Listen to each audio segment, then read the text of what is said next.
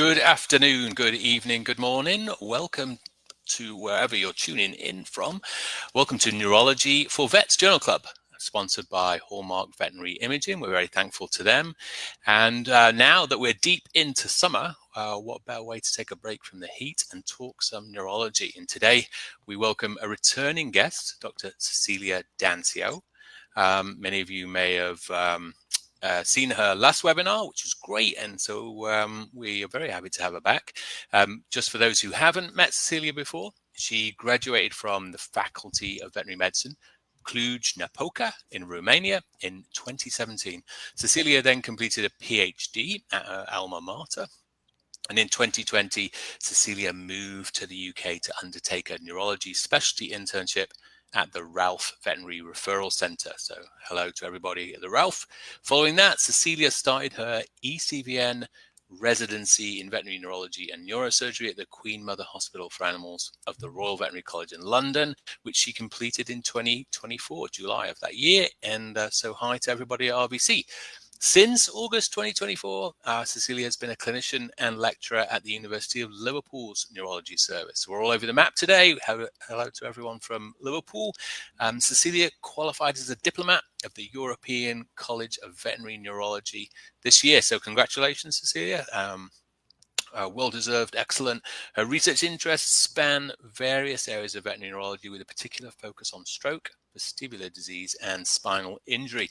And today we are going to talk to Cecilia about her most recent publication, Major Complications Associated with Cerebrospinal Fluid Collection in 11 Dogs, Clinical Presentation and Imaging Characteristics. So welcome, Cecilia, and take it away. Looking forward to this one. Thank you very much for the kind presentation. I just want to double check if everyone can hear me. Yeah, perfect. So as just a little bit of background, we know that cerebrospinal fluid is a ultrafiltrate of plasma and is produced by the choroid plexus and parenchymal and leptomeningeal capillaries in the brain. It has a major role in the brain metabolism and also in the regulation of intracranial pressure. The CSF is collected and analyzed as a routine diagnostic procedure in veterinary neurology and is frequently performed in dogs with neurological conditions by trained veterinarians under general anesthetic. It is considered a relatively safe procedure, but careful patient evaluation is recommended to check for any kind of contraindication, such as increased intracranial pressure, any coagulopathy or atlantoaxial instability, cervical trauma, or local dermatitis. In a recent publication where they looked for complications associated with cerebrospinal fluid collection in dogs over 1 year prospectively, they found there was only minor complications reported, such as subcutaneous hematoma and a local dermatitis. More severe complications were infrequently reported in a few case reports where progressive myelomalacia and hematomyelia was reported after lumbar CSF collection in a few dogs. But overall, literature about major complications after CSF collection is lacking in dogs.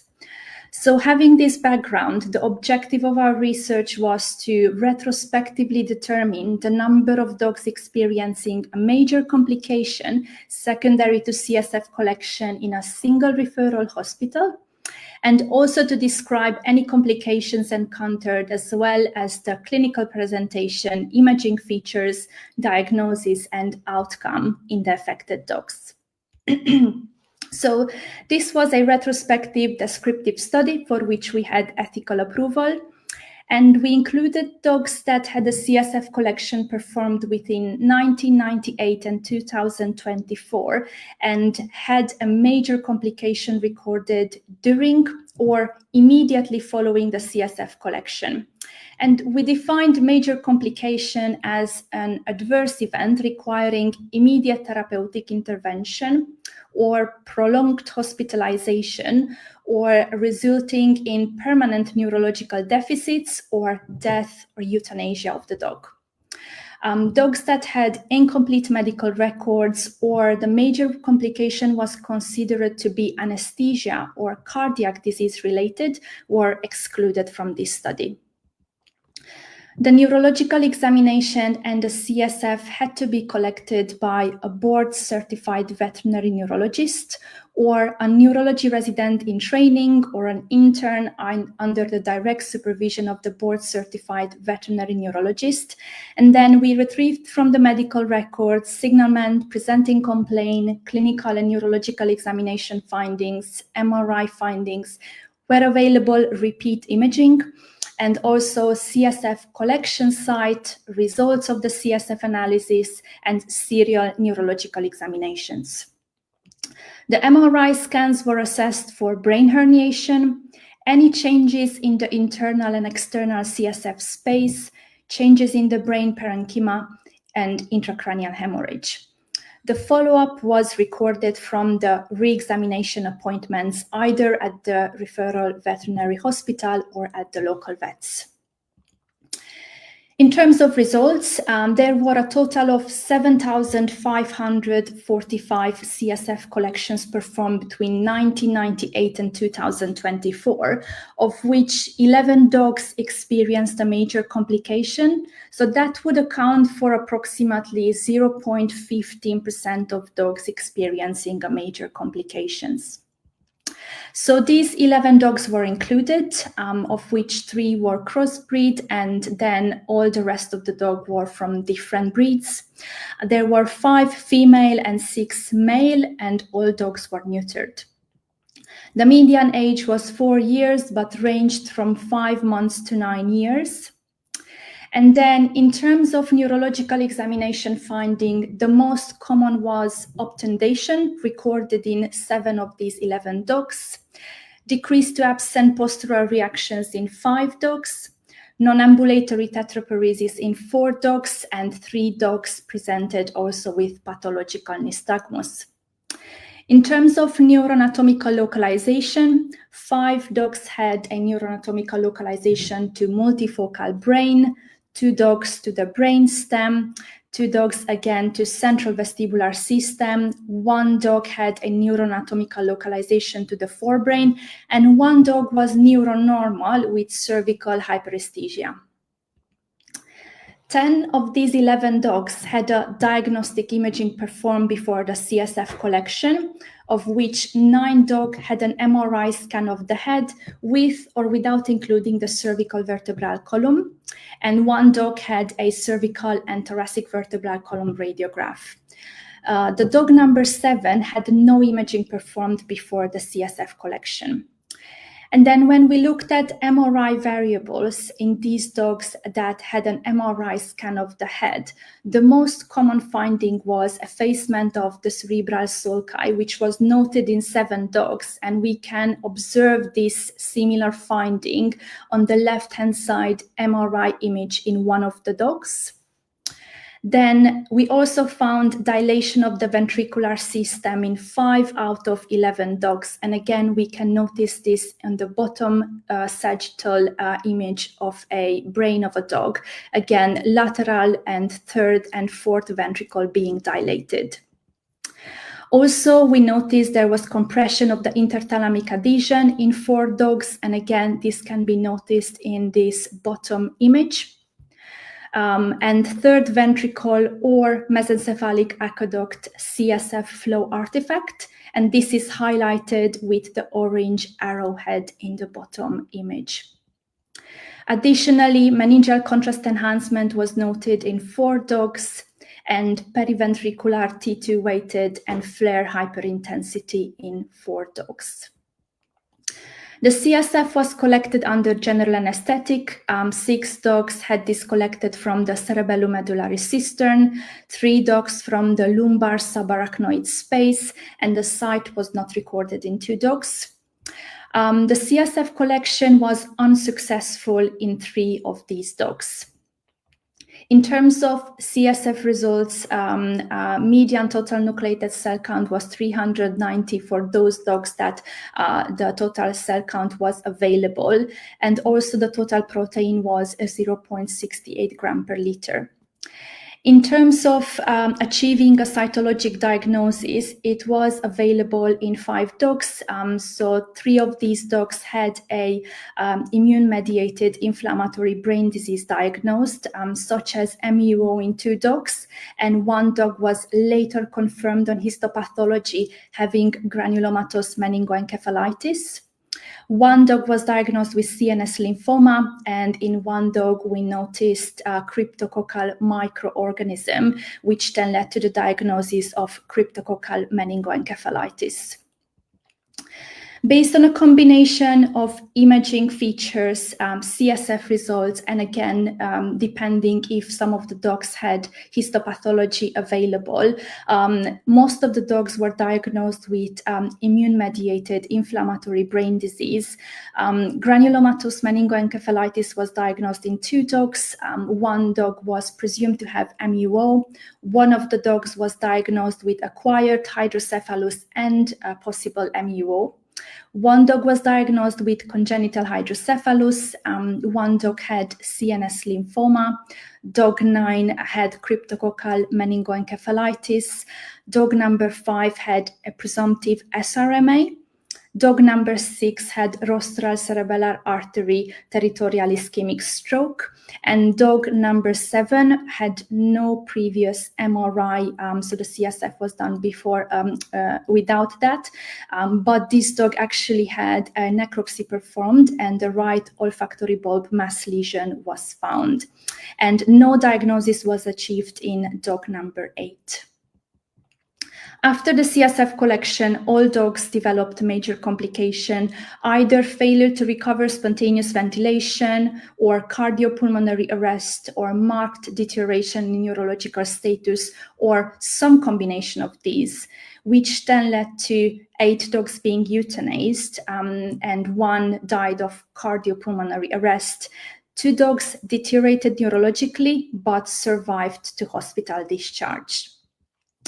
From those 8 dogs that were euthanized, 4 of them failed to recover spontaneous ventilation after the general anesthetic, and despite intervening with mechanical ventilation or administering monitor or dexamethasone, no improvement was noted, hence why the decision was made to euthanize these dogs. 2 dogs failed to recover spontaneous ventilation and additionally showed loss of brainstem reflexes. And 1 dog experienced cardiopulmonary arrest after the CSF collection. And despite successful resuscitation, the owner then elected euthanasia. And 1 dog was euthanized because of the severity of neurological deterioration. The dog with a cerebellar ischemic stroke became comatose with absent brainstem reflexes. Only 1 of the dogs had actually a repeat MRI before euthanasia. So this was dog number 9, who was diagnosed with cryptococcal meningoencephalitis. So we can see the cryptococcal organisms on the top right image in the CSF. So on the left-hand side, we have a T2-weighted sagittal image of the brain of this dog, and we can observe slight dilation of the 3rd ventricle with compression of the interthalamic adhesion and CSF flow artifact within the mesencephalic aqueduct towards the 4th ventricle. After the dog deteriorated from the CSF collection, a repeat MRI showed that there was marked reduction of the 3rd ventricle with expansion of the interthalamic adhesion, and also there was herniation of the cerebellum through the foramen magnum. The dog that died had a presumptive diagnosis of MUO. This dog actually became dysphoric and severely obtunded immediately after the general anesthetic and progressively deteriorated to suffer a cardiopulmonary arrest 10 hours after the anesthetic. And from the 2 dogs that survived to hospital discharge, 1 of them was dog number 2. This was diagnosed with congenital hydrocephalus, and this dog developed a new vestibular ataxia with right-sided head tilt on recovery from the general anesthetic. So the treatment included supportive care and intravenous dexamethasone. and then the dog was transitioned onto oral prednisolone and omeprazole. The discharge happened 3 days after the CSF collection, and at that point, the dog had still mild right-sided vestibular ataxia and right-sided head tilt. The other dog was dog number 5. This was suspected with SRMA. The CSF collection was attempted. However, blood appeared in the needle hub, and after that, the dog deteriorated, hypoventilating, becoming hypertensive and bradycardic. Therefore, additional attempts to collect CSF were aborted. And after the general anesthetic, the dog had a generalized tonic-clonic epileptic seizure, which was treated with intravenous diazepam. And after that, immunosuppressive dosages of prednisolone was started to treat the suspected SRMA and phenobarbital to treat the epileptic seizure. The dog was discharged 6 days post CSF collection, and at that point was blind in both eyes. In terms of follow-up, dog number 2 had a re-examination at 1 month when the vestibular ataxia had improved, and at 2 months where mild paresis was documented in the right pelvic limb, but the vestibular ataxia had resolved. And in dog number 5, who was suspected with SRMA, a re-examination happened at 2 weeks. At that point, no additional seizures had been observed, and the dog was blind in the left eye. And then later on at 3 months, again, no seizures were reported, but the dog remained blind in the left eye. This study has multiple limitations. First of all, these cases were retrospectively evaluated. Also, we had a small number of dogs. Understandably, the risks are quite low, and each patient was carefully evaluated before the CSF collection. We had no repeat MRI in all of the dogs, and also we had a small number of post-mortem examinations. And we are unable to demonstrate that the deterioration was definitely as a consequence of the CSF collection, or if it was a consequence of the general anesthetic, or actually it was a progression of the underlying pathology. In terms of conclusion and clinical importance, we can say that CSF collection is associated with infrequent severe adverse complications. So we had a quite low number, 0.15%. However, when encountered, the mortality rate was high. In terms of clinical signs, obtundation, and in terms of MRI changes, the evidence of cerebral sulci effacement were often present in dogs encountering a major complication following CSF collection. And ideally, CSF collection should be performed after MRI evaluation of any evidence of elevated intracranial pressure. I would like to thank everyone who supported this presentation, specifically Hallmark, Abby Crawford, Alana, the RVC, ECC service, and imaging service. And I'm open for any questions.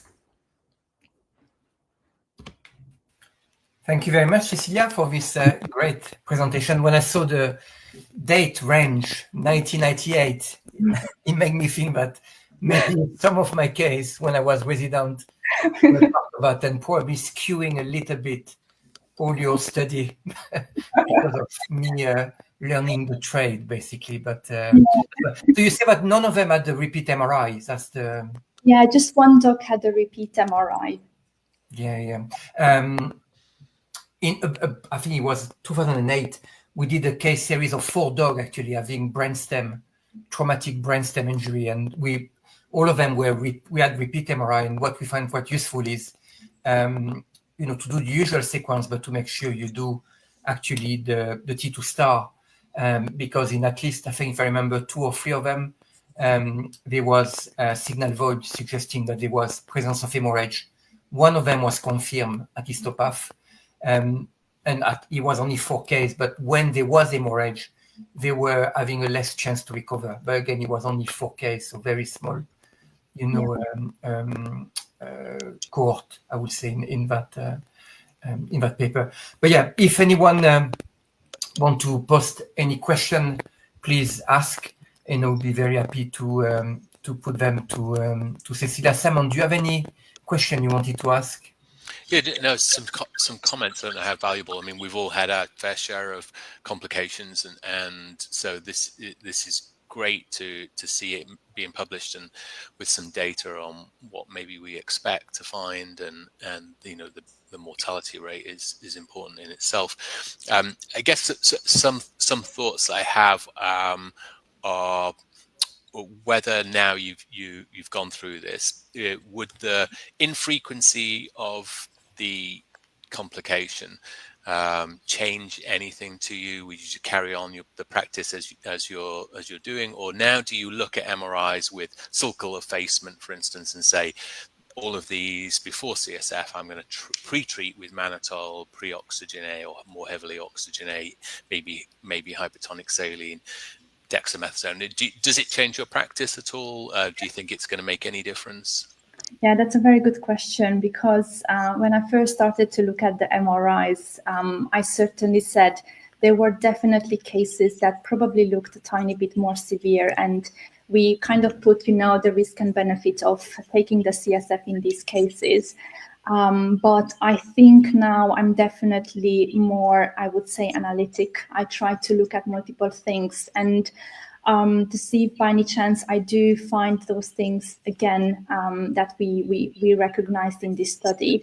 If by any chance effacement of the cerebral sulci or any kind of expansion of the ventricles with potentially CSF flow artifact would cause maybe like a deterioration after the CSF tap is done, because potentially there might be a bit of increased intracranial pressure with expansion of the ventricles and seeing, the effacement of the sulci. But it would be nice to have a study and actually look how many of these dogs that had MRI changes of intracranial pressure actually had a deterioration. So that's a bit of a different question, but definitely, I'm trying to look at these cases a bit more carefully now.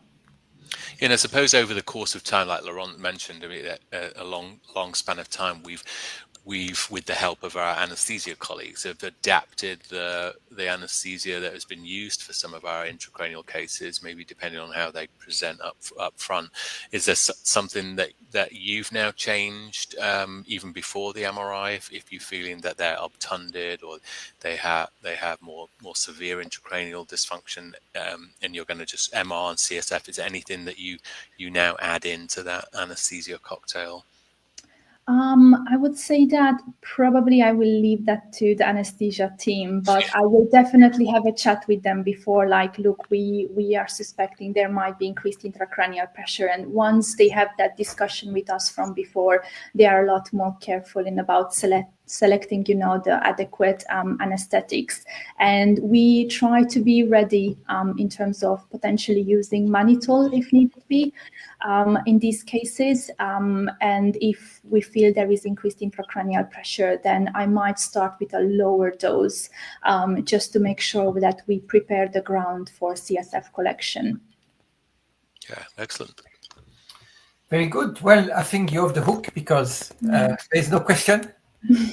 So it must be really clear. But yeah, thank you very much, Cecilia, for giving your time again to show your work and carry on the hard work, for sure. Thank you.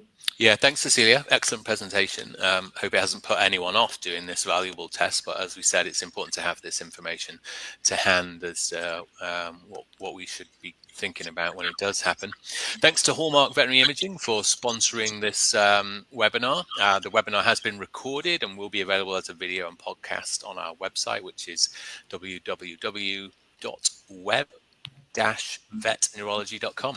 Enjoy the rest of summer, and we'll be back in early September when we'll be discussing fenestration and disc disease. And until then, it's bye from me and Laurent.